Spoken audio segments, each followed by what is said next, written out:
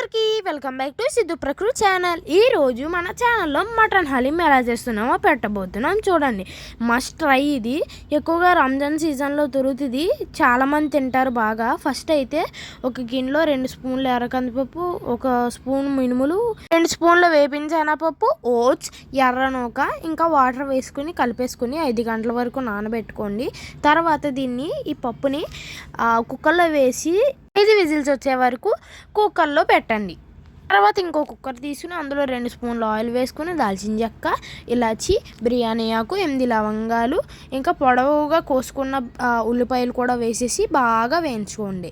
ఇంకా మటన్కి సరిపోయే ఉప్పు కూడా వేసుకుని వేయించుకోండి. ఇప్పుడు మనం 5 విజిల్స్ పెట్టిన పప్పు ఉంది కదా, దీన్ని బాగా స్మాష్ చేసుకోండి. అసలు పప్పు అనేదే కనిపించకూడదు.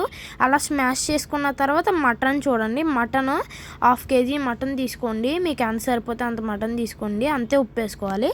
Ginger garlic paste, chilli powder, garam masala, coriander powder అన్నీ వేసుకుని బాగా కలుపుకోండి.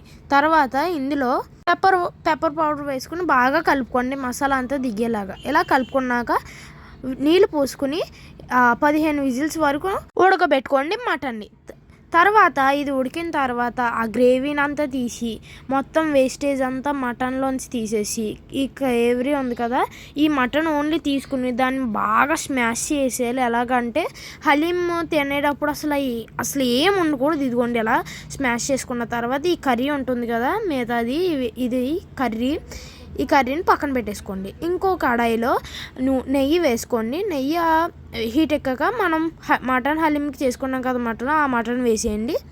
దాన్ని బాగా వేయించుకోండి.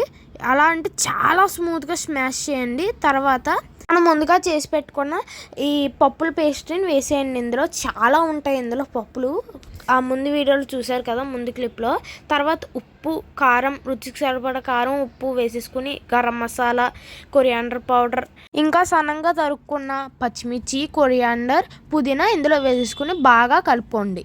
బాగా కలుపుకున్న తర్వాత అంతా మిక్స్ అయిపోవాలి. తర్వాత పెరుగు వేసేసుకొని కర్డ్ వేసేసుకొని బాగా కలపండి. తర్వాత మటన్లోంచి తీసిన గ్రేవీ ఉంది కదా, దాన్ని వేసేసుకొని కలుపుకోండి. కలుపుకున్న తర్వాత మన మటన్ హలీం ఆల్మోస్ట్ అయిపోయింది, ఇంకా చిన్న ఉంది. ఇంతేనండి ఈ మటన్ హలీం. లాస్ట్లో కొంచెంగా టేస్ట్ చేసుకుని ఏమైనా లేకపోతే వేసుకోండి.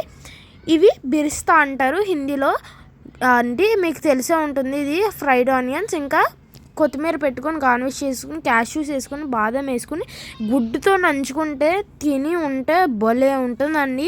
ఇంతకీ మీకు ఒక విషయం చెప్పనా, ఇప్పుడు మనం ఒక పప్పులు పేస్ట్ చేసుకున్నాం కదా, అదేంటో కాదు, బాలామృతం. ఈ బాలామృతాన్ని మటన్తో కలిపేసి మటన్ హలీం అని అన్ని చోట్ల అమ్ముతారు. పూర్వకాలంలో బాలామృతం ఎక్కువ తినేవారు, అందుకే మన పెద్దలు అంత శక్తివంతంగా ఉండేవారేమో. ఇది తింటే చాలా ప్రోటీన్స్ వస్తాయి అంటారు కదా, అందుకేనేమో. ఈ వీడియో నచ్చినట్లయితే లైక్ చేసి సబ్స్క్రైబ్ చేసుకోండి సిద్ధు ప్రకృతి ఛానల్కి.